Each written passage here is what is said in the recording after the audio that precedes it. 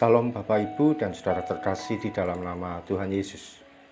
Dimanapun Anda berada dan dimanapun Anda bisa mendengar rekaman ini, kita bertemu dalam program Jumpa dengan Tuhan untuk edisi hari ini.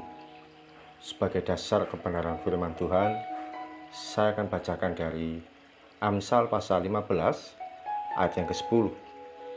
Firman Tuhan berkata, "Didikan yang keras adalah bagi orang yang meninggalkan jalan yang benar, dan siapa benci kepada teguran akan mati."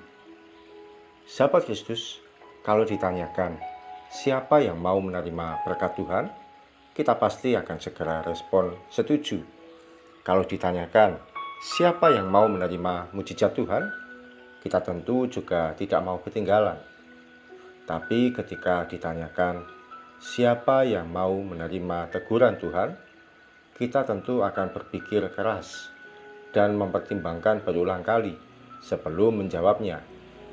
Bahkan bisa jadi kita akan berkata dalam hati, "Saya belum siap ya Tuhan."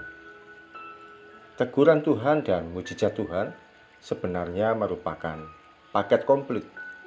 Keduanya tidak bisa dipisahkan. Kalau ditawarkan di gerai makanan cepat saji, paket makanan berisi nasi, ayam goreng, dan minuman segar dengan harga murah, apakah kita boleh menawar dengan berkata, "Saya mau beli nasinya saja, karena di rumah belum masak nasi"? Tentu hal itu tidak diperbolehkan. Anda harus membeli paket itu dengan mendapatkan ketiganya. Demikian juga dengan mengikut Tuhan Yesus. Tidak bisa kita hanya pilih berkat dan mujizat saja. Namun, paket kekristenan itu juga berisi teguran atau didikan Tuhan. Teguran Tuhan mestinya membuat kita sadar dan berbalik dari kesalahan. Teguran Tuhan seharusnya membuat kita mengerti sampai di mana kelirunya langkah kita. Namun betapa seringkali kita berkeras hati ketika ditegur. Kita mengabaikan didikan dan peringatan Tuhan. Alkitab mencatat bahwa orang yang membenci teguran Tuhan akan mati.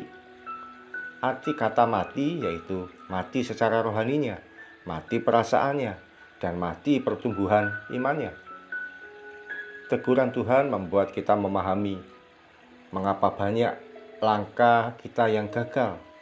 Teguran Tuhan menjadikan kita koreksi diri dari setiap tindakan kita di masa lalu yang menyakiti hati Tuhan. Teguran Tuhan membuat hati kita yang keras, egois, dan penuh dengan rasa ingin menang sendiri menjadi dilembutkan dan mau mengerti isi hati Tuhan dan memahami orang lain. Teguran Tuhan bisa kita dapatkan dari pernyataan Tuhan dalam doa pribadi kita, firman Tuhan yang kita baca, bisa juga dari sharing firman Tuhan yang kita lihat dan dengar dari hamba Tuhan. Kalau Tuhan menegur kita dengan lembut, jangan berkeras hati. Kalau ada langkah yang salah, segera merendahkan diri, minta Tuhan ampuni. Jangan sampai kita berkeras hati, lalu berakibat kita mengalami peristiwa yang menyakitkan, dan kita pun menyesalinya. Betapapun air mata yang keluar, tidak akan mampu menebusnya. Sahabat Kristus, hari ini kita masih diberi kesempatan untuk bertobat dan berbalik dari kesalahan kita. Mari manfaatkan kesempatan ini dengan baik dan jangan menundanya lagi. Mari kita datang pada Tuhan. Bapa yang kami sembah dalam nama Tuhan Yesus, kami mengucap syukur firman-Mu pagi hari ini memberikan kami kesempatan istimewa untuk kami boleh bertobat, berubah, dan berbalik dari segala kesalahan kami. Firman-Mu ya Tuhan memberikan kepada kami teguran, dan kiranya kami boleh menjadi pribadi yang terbuka untuk setiap teguran dan didikan Tuhan dalam kehidupan kami. Sebab teguran dan didikan-Mu itulah yang membawa kami kepada jalan yang benar, membawa kami kepada kemenangan, membawa kami kepada kehidupan yang benar.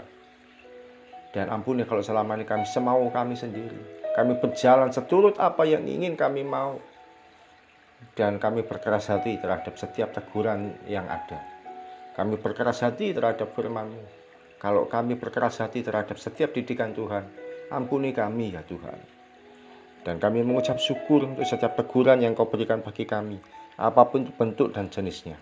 Dan kiranya kami belum menyadarinya dan meninggalkan segala hal yang jahat. Terima kasih Tuhan, kami siap melangkah sepanjang hari ini. Tuhan Yesus menolong kami, Tuhan Yesus menyertai kami. Tuhan Yesus kiranya memimpin dan membuat hari ini kami boleh mengalami kebaikan dan kemurahan Tuhan yang tidak terbatas. Di dalam satu nama Tuhan Yesus Kristus, kami berdoa dan mengucap syukur. Amin. Selamat mengalami teguran Tuhan, mengalami didikan Tuhan, mengalami hajaran Tuhan, dan selanjutnya menikmati berkat dan mujizat Tuhan dan keajaiban Tuhan yang tidak terbatas. Salam dari saya Oki Raharjo dari Mitspa Ministry. Tetap setia sampai garis akhir. Tuhan Yesus memberkati.